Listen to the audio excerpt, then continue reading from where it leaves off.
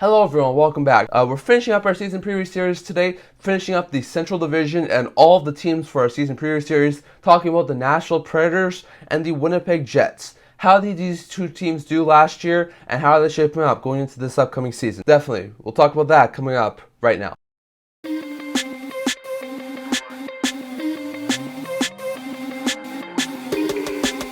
Hello everyone, welcome back to another video here at the Internet Hockey Channel. Before I start, just remember to like this video and subscribe. We're very close to 200 subscribers, so thanks to all of you guys for your support, and definitely don't forget to subscribe. But going over to our video, we're going to be finishing up our season preview series today, talking about the Nashville Predators and the Winnipeg Jets, the last two teams we have to finish up our season preview series. Definitely, there have been a lot of solid teams we've went through here, but we're going to finish up the Central with the Preds and the Jets. We're going to go over how they did in the 22-23 season, how they did in the 23 offseason, looking at their losses and additions, their top three picks in the 2020 draft, my current projected lineup for the 2023-2024 season, my current projected point total for that 23-24 season, and my offseason grade for the Jets and the Predators. So we're going to start with the Nashville Predators here, who, just like the Flames we talked about in our last video, missed out on the playoffs. Just a tad. They finished with a record of 42-32-8 for 92 points, 5th in the Central, 10th in the Western Conference, finished 3 points back of the Winnipeg Jets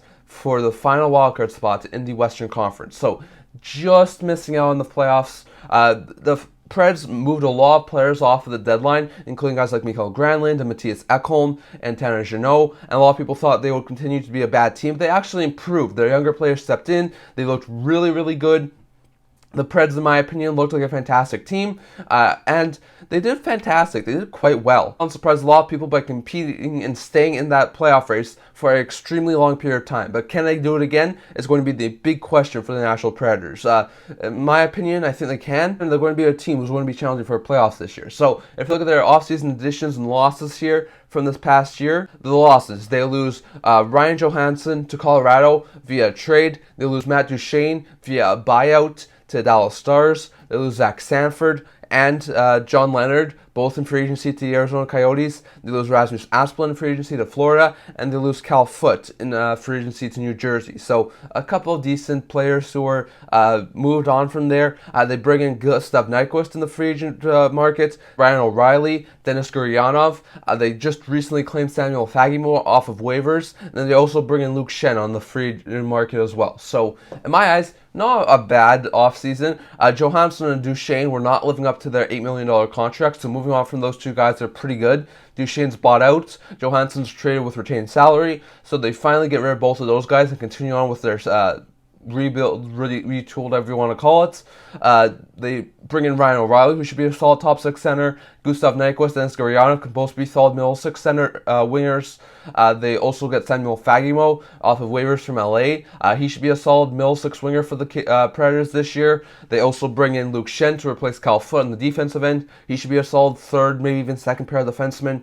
In my eyes, a lot of decent additions there for the Predators. They lose Johansson, they lose Duchene. Those are some decent players who are on big-time contracts, but they bring in O'Reilly, they bring in Nyquist, two good players with veteran presence, a couple of younger players in Gurianov and Fagemo, and a guy in Schenn who should definitely be helping that younger blue line. So, in my eyes, some solid additions there for the Nashville Predators. Maybe not as much as I was expecting them to do, but definitely they did a ton of additions this offseason, and I think it improved that team a lot. Their top three picks in the 2023 draft, first round, 15th overall, and 24th overall. First, they selected right winger Matthew Wood, who should eventually be a solid middle six forward for them. Second, they selected left shot defenseman Tanner Molendyk, who I think in time could definitely be a solid second pair of defensemen for them. So some solid additions there in the first round. In round two, with the 11th overall pick, they selected center Nilsson, who I think in time could definitely be a solid second, third pair of defensemen. The Preds had one of the more draft capital in the draft this year, and I think they hit home on a lot of those picks. So in my eyes, I think the Preds had a decent draft with a ton of draft capital, and I think they really did well in the draft this year. So start with a couple of solid first round picks in Wood and Molendyk, so I definitely think the Preds did really good in the draft. If you look at my current projected lineup for the 23-24 season, I currently have Philip Forsberg playing on the top line with Ryan O'Reilly and Luke Evangelista. I have Philip Tomasino playing on the second line with Tomasz Novak and Gustav Nyquist. I have the third line being Samuel Fagemo with Cody Glass and Colton Sissons. And I have the fourth line being Yakov Trenin with Jacob Parsonen and Denis Gurianov. I have the first pair on the defensive end being Yossi and Fabro, the second pair being McDonough and Barry, and the third line being Schenn and Carrier. I have Saros starting, Lankinen backing up. I have Cole Smith, Kiefer Sherwood, and Jeremy Lauzon being the three spares, and that would leave them with the cap-compliant roster well under the salary cap. So definitely interesting to see, but that's a solid team in my opinion. Their defense looks stacked. Their defense always looks stacked. They still have Saros who can play at a high level. They have Lankinen who's a solid backup. Their forward group, it looks a little bit iffy, and it looks really, really young. But if they can show that those younger players are really good, this team could be lethal this upcoming season. So that will lead me to my current projected point total for the Predators for a 23-24 season. At this point in time, I have them finishing with a record of 40, 32, and 10 for 90 points. 4th in the Central Division and 9th in the Western Conference. 2 less points than they had last year. So I have them finishing right around where they had last year. Maybe not exactly making the wildcard team. I have them fighting with a couple of other Pacific Division teams and some of the other Central Division rivals for the last playoff spot. I have them being the closest team to a playoff spot in the Western Conference who does not make the playoffs. So I could definitely see them make the playoffs. If they can beat out some of those other teams who are also competing for them, I could definitely see Nashville be like the 8th spot in the Western Conference. So it's going to be interesting to see, but I definitely do think Nashville has what it takes to possibly make it back to the playoffs. But I just think there are so many competitive teams in the Western Conference fighting for the 8th seed in the Western Conference. I'm not exactly sure Nashville will be able to push enough to get a playoff spot, and I think that forward group is a little bit concerning to me to possibly make the roster. But in my eyes, I think they had an A- offseason. They had a fantastic offseason in my opinion. Ryan O'Reilly, Gustav Nyquist, Luke Schenn, solid additions. Gurianov and Fagemo are pretty good additions. They were able to get rid of the Johansen contract and the Duchene contract in the same offseason, which is absolutely fantastic in my opinion. They had a pretty good draft. Going to bring in some of the younger guys who had really good seasons to finish out the year, like Tomasino, like Novak, like Evangelista. I think all three of those guys could definitely be solid top 9 forwards.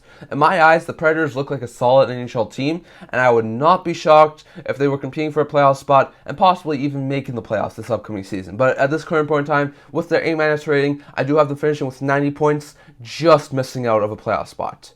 Going over to Winnipeg Jets now.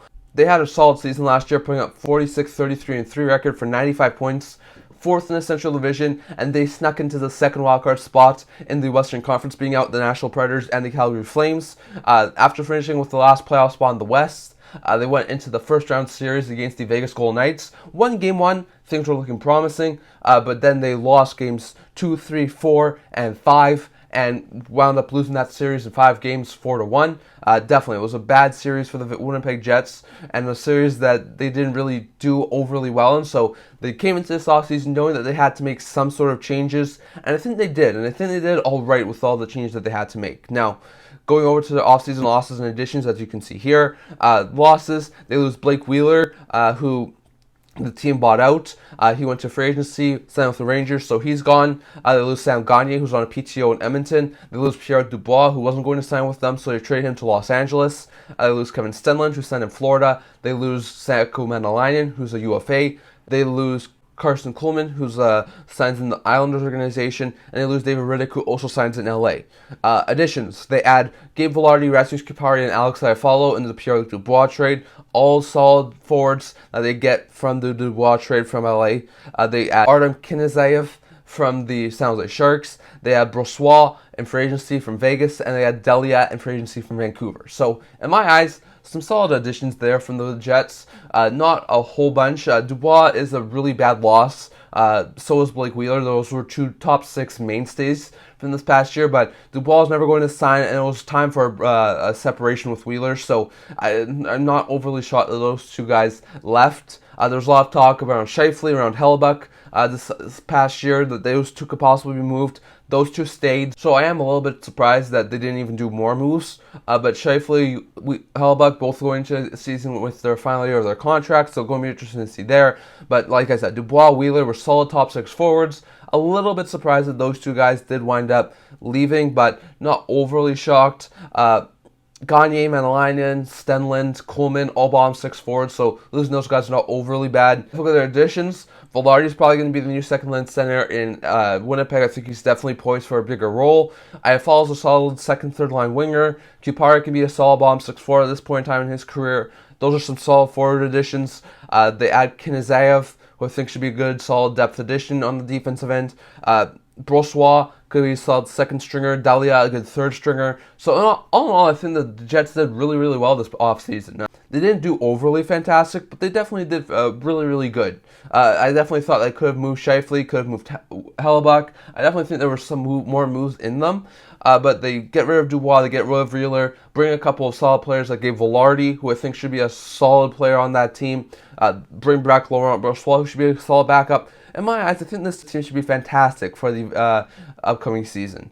If you look at their top 3 picks in the 2023 draft, first round, number 18 overall, they selected Colby Barlow. Left winger, a lot of people like that pick.